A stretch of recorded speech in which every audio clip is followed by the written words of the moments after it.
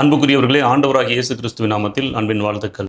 ஆண்டவராகிய இயேசு கிறிஸ்துவனுடைய அப்போஸ்தலர்களாக இருந்த பவுல், பேதுரு, இந்த 2 பேருக்கும் மிகப்பெரிய வித்தியாசம் உண்டு. அப்போஸ்தலனாகிய பவுல் மெத்த படித்த ஒரு அறிவாளி. ஆனா பேதுரு அப்படிப்பட்டவர் அல்ல, படிப்பறிவு அற்ற ஒரு மீனவர். ஆனால் தேவனுடைய பார்வையிலே 2 பேருமே ஒரே விதமான ஊழியத்துக்கு அழைக்கப்பட்டவர்கள். தேவனாகிய கர்த்தர் பவுலை அறிவாளி என்றோ அல்லது பேதுருவை படிப்பறிவு அற்றவர் என்றோ விட்டுவிடாமல் ஒரே விதமான சத்தியத்தை மிக தெளிவாக அவர்களுக்கு வெளிப்படுத்தினார். தேவனுடைய பார்வையில் அப்படிப்பட்ட வித்தியாசமே இல்லை என்பது நாம் அறிந்த ஒன்று. ஆனால் அப்போஸ்தலனாகிய பவுலும் பேதுரும் கண்டுகொண்ட மிக முக்கியமான ஒரு மறைபொருளான சத்தியம் ஒன்று பரிசுத்த வேதாகமத்தில் இருக்கிறது. அந்த மிகப்பெரிய சத்தியம் என்ன அப்படிங்கிறத இந்த செய்தியின் மூலமா நம்ம பார்க்க போகிறோம்.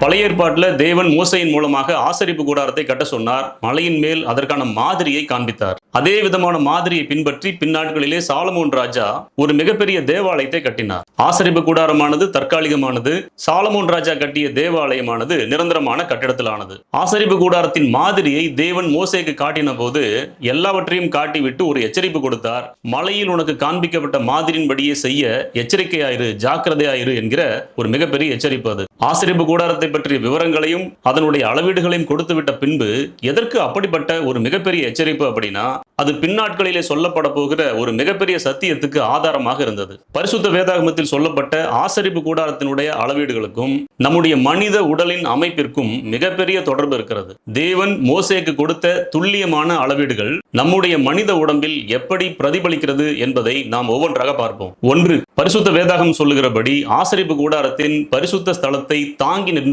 மொத்த பலகைகளின் எண்ணிக்கை 26. மனிதனுடைய உடலை நேராக தாங்கி நிற்கிற பிரதான அஸ்திபாரமாக இருக்கிற நம்முடைய முதுகெலும்பினுடைய தனித்துவமான எலும்புகளின் பிரிவு 26. தேவனுடைய கூடாரத்தை தாங்கி நிற்க 26 பலகைகள் தேவைப்பட்டது போல மனிதன் நிமிர்ந்து நிற்பதற்கு அந்த 26 எலும்பு அமைப்புகள் தேவையான ஒன்றாக இருக்கிறது. இரண்டாவதாக, கூடாரத்தின் மொத்த பாதங்களும் மனித உடலின் மூட்டுகளும். கூடாரத்தினுடைய திரைச்சீலைகள், பலகைகள், தூண்கள் என அனைத்தையும் தரையோடு கூட இணைக்கக்கூடிய இணைப்பு பாதங்களுடைய எண்ணிக்கை பரிசுத்த வேதாகமத்தின் கணக்கீட்டின்படி 165 முதல் 177 வரைக்கும் உள்ளது. நம்முடைய மனித சரீரத்தில் இருக்கிற எலும்புகளை ஒன்றோடு ஒன்று இணைத்து நாம் அசைவதற்கு காரணமாக இருக்கக்கூடிய மூட்டுகளின் எண்ணிக்கை 177 என்று சொல்லுகிறார்கள். பரிசுத்த ஆசரிப்பு கூடாரத்தினுடைய பாதங்கள் எப்படி அந்த முழு அமைப்பையும் பிரிந்து விடாதபடி இணைத்ததோ, அதே போல இந்த 177 மூட்டுகள் தான் மனிதனுடைய எலும்புகள் பிரிந்து விடாதபடி இணைக்கின்றன. மூன்றாவதாக, பிரகாரத்தின் தூண்களும் விலா எலும்புகளும். கூடாரத்தின் வெளிப்பிரகாரத்தின் பக்கவாட்டில்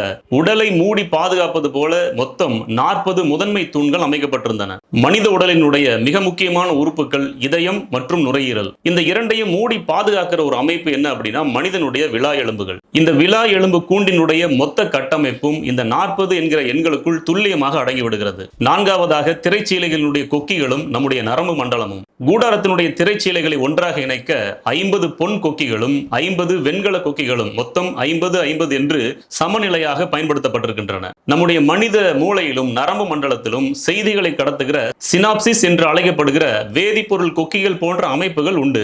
அவைகளும் 50 என்கிற சமநிலையில் அமைக்கப்பட்டிருக்கின்றன. நம்முடைய சரீரத்தில் சில கட்டுப்பாட்டு மையங்கள் இருக்கின்றன. நன்மை, தீமை, உழைப்பு, ஓய்வு அப்படின்னு 50% சமநிலையில் அமைக்கப்பட்டிருக்கின்றன. ஐந்தாவதாக, கூடாரத்தினுடைய 3 பிரிவுகளும் மனிதனுடைய முப்பரிமாணமும். ஆசரிப்பு கூடாரமானது 3 விதமான அமைப்புகளை கொண்டது. அது நமக்கு நல்லா தெரியும். வெளிப்பிரகாரம், பரிசுத்த ஸ்தலம், மகா பரிசுத்த ஸ்தலம். அப்போஸ்தலனாகிய பவுல் மனிதனை 3 பிரிவாக பிரிக்கிறார். சரீரம், ஆத்மா, ஆவி என்று. வெளியில் தெரிகிற நம்முடைய சரீரம் தான் வெளிப்பிரகாரம். சிந்தனையும் உணர்வுகளும் அடங்கிய நம்முடைய ஆத்மா தான் ஆசரிப்பு கூடாரத்தினுடைய பரிசுத்த ஸ்தலம். தேவனுடைய ஆவியானவர் தங்குகிற நம்முடைய ஆவிதான் மகா பரிசுத்த ஸ்தலமாக இருக்கிறது.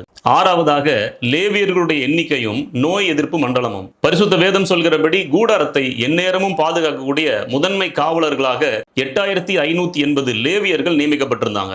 அதே போலதான் மனித உடலுக்குள் கிருமிகள் நுழையாம காவல் காக்கிற வெள்ளை இரத்த அணுக்களுடைய ஆரோக்கியமான சராசரி எண்ணிக்கை துல்லியமாக ஒரு மைக்ரோ லிட்டருக்கு 8500 முதல் 9000 வரைக்கும் இருக்கிறது. கூடாரத்தை காவல் காக்க லேவியர்கள் நின்றது போல ஒவ்வொரு துளி ரத்தத்திலும் இரத்த வெள்ளணுக்கள் காவல் காக்கின்றன.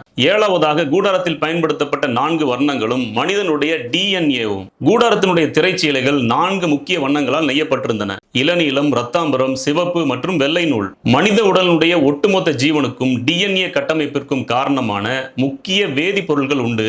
அந்த முக்கியமான வேதிப்பொருட்களுடைய எண்ணிக்கை 4: அடெனின், தயாமின், சிட்டோசைன் மற்றும் கியானின். இந்த 4 வேதி குறியீடுகளும் இல்லாம மனித சரீரம் கிடையாது. அந்த 4 வர்ணங்கள் இல்லாம ஆசரிப்பு கூடாரம் இல்லை. 8வதாக தூப பீடத்தினுடைய வாசனையும் மனித சுவாசமும். கூடாரத்தினுடைய தூப பீடத்துல ஆசாரியன் தினந்தோறும் காலை மாலை என 2 வேளைகளும் வாசனை திரவியங்களை புகைக்க வேண்டும். இது தடையற்ற ஆராதனை குறிக்கிற ஒரு செயல். மனிதன் ஒரு நிமிடத்திற்கு சராசரியாக 12 முதல் 16 முறை சுவாசிக்கிறான். ஒரு நாளைக்கு சராசரியாக 23,000 முறை சுவாசமானது நடந்து கொண்டிருக்கிறது. யூத மரபை பொறுத்த வரைக்கும் சுவாசமும் ஆவியும் ஒன்றுதான். நம்முடைய ஒவ்வொரு சுவாசமும் தேவனுடைய தூப பீடத்திலிருந்து எழும்புகிற தூப புகை போல நம் உடலாகிய சரீரத்துல நடந்து கொண்டே இருக்கிறது. 9வதாக மோசேயினுடைய தரிசனமும் பவுலுடைய பிரகடனமும். சீனாய் மலையில தேவன் மோசேயிடம், மலையிலே உனக்கு காண்பிக்கப்பட்ட மாதிரியின்படி அவைகளை செய்ய எச்சரிக்கையாயிரு என்றார். இதற்கு என்ன அர்த்தம் அப்படின்னா, காண்பிக்கப்பட்டபடியே துல்லியமாக செய்ய வேண்டும், கொஞ்சம் கூட தவறு வந்துவிடக்கூடாது என்பது. ஏனென்று கேட்டால், அந்த மாதிரி, அதாவது அந்த பேட்டர்ன் என்பது பின்னாட்களில் வரப்போகிற மனிதனுடைய சரீரத்தை குறித்த மிக முக்கியமான மறைபொருள் சத்தியமாக இருக்கிறது. இந்த சத்தியத்தை பற்றிய வெளிச்சத்தை தெரிந்து கொண்டதனாலதான் அப்போஸ்தலனாகிய பவுலும் அப்போஸ்தலனாகிய பேதுருவும் ஒரு காரியத்தை திட்டமும் தெளிவுமா சொல்லி கொடுத்தாங்க. 1 கொரிந்தியர் 3:16 நீங்கள் தேவனுடைய ஆலயமா இருக்கிறீர்கள் என்றும் தேவனுடைய ஆவி உங்களில் வாசமா இருக்கிறார் என்றும் அறியாதிருக்கிறீர்களா என்று அப்போஸ்தலனாகிய பவுல், நம்முடைய சரீரம் தேவனுடைய ஆலயம், அந்த ஆசரிப்பு கூடாரம் தான் அதற்கான மாதிரி என்று திட்டமும் தெளிவுமாக அந்த சத்தியத்தை உறுதிபட சொன்னார். 1 பேதுரு 2:5 வாசிச்சு பாருங்க. நீங்களும் ஜீவனுள்ள கற்களை போல ஆவிக்கேற்ற மாளிகையாகவும் என்று ஒரு பதத்தை பேதுரு பயன்படுத்தி இருக்கிறார். அப்போஸ்தலனாகிய பவுல் நம்முடைய சரீரத்தை தேவனுடைய ஆலயம் என்றார். அப்போஸ்தலனாகிய பேதுரு சொல்லுகிறார், நாம் அனைவரும் அந்த ஆலயத்தை கட்ட பயன்படுத்துகிற ஜீவனுள்ள கற்கள் மாத்திரமல்ல, தேவனுக்கான பெரிய மாளிகை என்று சொல்லுகிறார். பழைய ஏற்பாட்டு ஆசரிப்பு கூடாரம் கற்களாலும் மிருகங்களுடைய தோள்களினாலும் செய்யப்பட்டது. ஆசரிப்பு கூடாரத்தை சுற்றிலும் எப்படி திரைச்சீலை மூடப்பட்டிருந்ததோ அதே போலதான் நம்முடைய சரீரத்தில் இருக்கிற தோளானது நம்முடைய சரீரத்தை சுற்றிலும் பாதுகாப்பாக மூடப்பட்டிருக்கிறது. இந்த தோளால் மூடப்பட்ட ஜீவனுள்ள மனிதர்களாகிய நாம் தான், ஆண்டவராகிய இயேசு கிறிஸ்துவை சொந்த இரட்சகராக ஏற்றுக்கொண்ட நாம் தான் இந்த உலகத்திலே தேவனுடைய ஆலயங்களாக இருக்கிறோம் என்பது ஆசரிப்பு கூடாரமும் சாலமோன் ராஜா கட்டிய தேவாலயமும் வெளிப்படுத்துகிற மிகப்பெரிய சத்தியம். இந்த சத்தியத்தை ஆண்டவராகிய இயேசு கிறிஸ்து எப்படி பிரகடனம் செய்தார் அப்படின்னா, இந்த ஆலயத்தை இடித்து போடுங்கள், 3 நாளைக்குள்ள அதை திரும்பவும் கட்டுவேன். அப்ப இயேசு கிறிஸ்து என்ன பிரகடனம் செய்கிறார்? என்னுடைய சரீரம் தேவனுடைய ஆலயம், தேவனுடைய ஆலயம் என்னுடைய சரீரம். அப்ப ஆண்டவராகிய இயேசு கிறிஸ்துவின் அடிச்சுவடுகளில் நடக்கிற நீங்களும் நானும் எப்படி இருக்க வேண்டும் அப்படின்னா, நான் தேவனுடைய ஆலயமா இருக்கிறேன், தேவனுடைய ஆலயம் நானாக இருக்கிறது என்கிற சிந்தையோடு கூட ஆவியானவரில் வாசம் பண்ணுகிறார். நான் மிகவும் பரிசுத்தத்தோடும் கவனத்தோடும் இந்த உலகத்திலே நடந்து கொள்ள வேண்டும் என்கிற எச்சரிக்கையோடு வாழ வேண்டியது நமக்கு அவசியமாக இருக்கிறது. அப்போஸ்தலனாகிய பவுல், அப்போஸ்தலனாகிய பேதுரு இவர்களை தாண்டி ஆண்டவராகிய இயேசு கிறிஸ்துவே இந்த சத்தியத்தை வலியுறுத்தி நமக்கு சொல்லிக் கொடுத்திருக்கிறார். அப்படின்னா நம்முடைய சரீரத்தை பாவமின்றி இச்சையின்றி தேவனுடைய ஆலயமாக பாதுகாக்க வேண்டியது நம்முடைய கடமையும் பொறுப்புமாக இருக்கிறது. ஆண்டவராகிய இயேசு கிறிஸ்துவை போல, அப்போஸ்தலன் பவுல் போல, அப்போஸ்தலன் பேதுரு போல எச்சரிக்கையோடும் கவனத்தோடும் வாழ நீங்களும் நானும் அழைக்கப்படுகிறோம். மீண்டும் நல்லதொரு செய்தியோடு கூட நாம் சந்திப்போம். தேவனுடைய நாமம் மகிமைப்படுவதாக. ஆமென்.